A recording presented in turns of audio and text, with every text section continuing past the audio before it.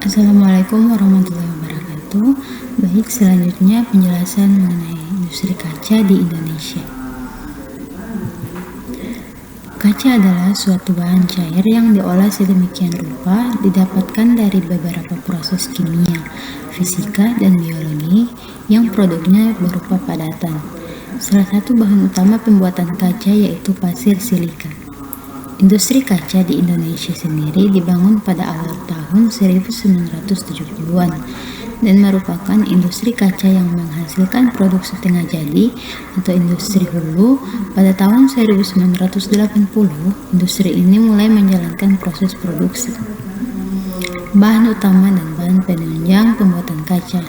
Pertama ada pasir, yang kedua soda, feldspar atau tanah liat, boraks, dan kerak garam. Bahan penunjang pembuatan kaca tersebut antaranya yaitu yang pertama CaCO3 atau limestone, berfungsi membuat produk kaca tidak larut dalam air. Yang kedua PbO, berfungsi untuk membuat kaca menjadi mengkilap, transparan, dan memiliki indeks bias yang tinggi. Jenis timbal yang digunakan yaitu kaca timbal PbOZnO yang bermanfaat membuat kaca dan gelas dapat menahan perubahan temperatur panas secara mendadak. Ketiga, BaCO3 berfungsi untuk meningkatkan berat spesifik dan indeks bias. Timbal oksida merupakan oksida yang amfoter. Proses pembuatan kaca di industri. Proses pembuatan kaca dilakukan dengan beberapa tahapan. Urutan pembuatan kaca yaitu sebagai berikut. Pertama, proses pencampuran bahan baku. Pada tahap ini akan dilakukan dua tahap, yaitu yang pertama, mencampurkan bahan menjadi mixed batch. Bahan atau material yang dicampurkan yaitu soda as, pasir silika, dolomit, kerak garam, feldspar, limestone, pewarna, dan lain-lain sesuai dengan kaca yang diproduksi. Kemudian metode pencampurannya menggunakan alat, yaitu alat yang disebut dengan turbin. Pada proses ini, mixing dibagi menjadi dua macam, yaitu mixing kering dan mixing basah. Yang kedua, pencampuran mixed batch dengan kulit. Setelah dilakukan proses mixing, kemudian batch pada mixing tersebut diangkut dengan belt conveyor dan dibawa oleh bucket elevator untuk masuk ke mix tank. Setelah itu, kulit yang berasal dari circulating cullet akan dilanjutkan dengan proses peleburan.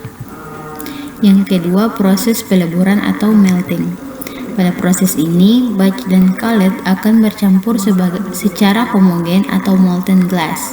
Pada proses ini, terjadi perubahan wujud dari padat menjadi cair, dan ada beberapa zat yang berubah wujud dari padat menjadi gas atau cair menjadi gas.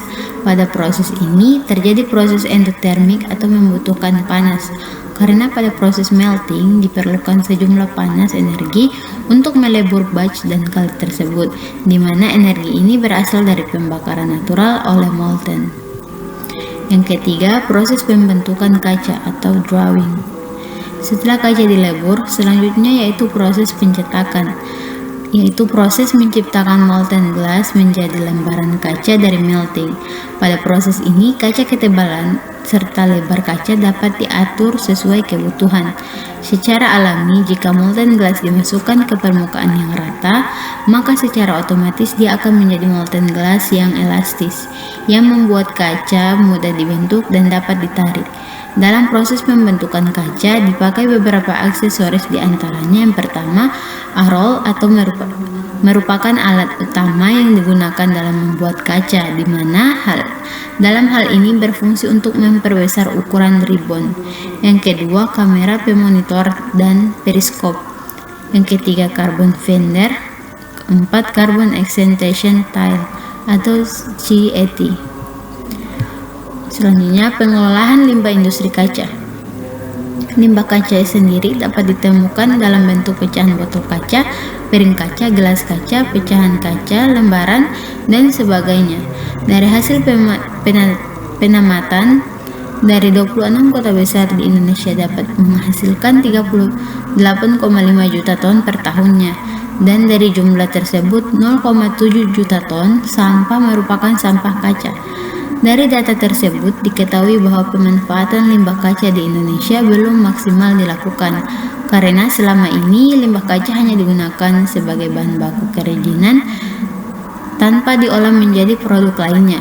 Bahan yang terkandung dalam limbah kaca sendiri dipandang strategis dan memiliki potensi karena didominasi oleh bahan penyusunnya yaitu silika dengan komposisi lebih dari 60% dan memiliki sifat unggul berupa titik leburnya yang tinggi yaitu berkisar dari suhu 1400 derajat Celcius sampai 1600 derajat Celcius dan sifat mekanik yang sangat kuat. Baik, itulah penjelasan mengenai industri kaca di Indonesia. Sekian dari saya, terima kasih.